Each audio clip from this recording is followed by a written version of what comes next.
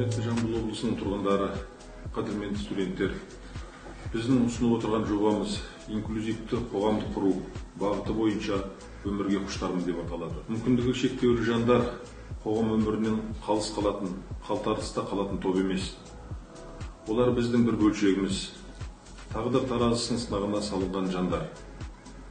Олардың арасында бірімізге бауыр, бірімізге дос, ағайындар, азаматтар бар.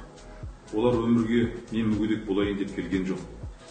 Оларға басына тағдырдың салғаны. Сондықтан біздің бүгінгі осы жобамыздың негізгі мақсаты да осындай мүмкіндігі шектеулі азаматтарды ортаға қосу, барынша олардың таланттарын анықтау.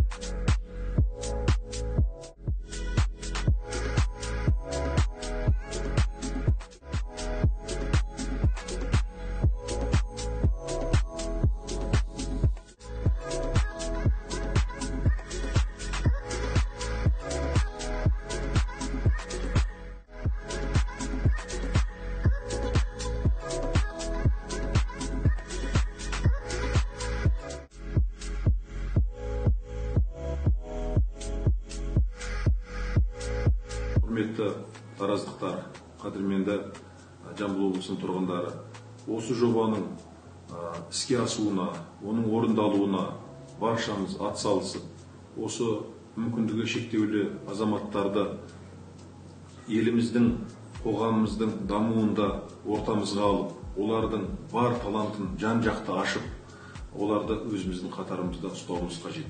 Бұл біздің басты парызымыз, біздің басты міндетіміз.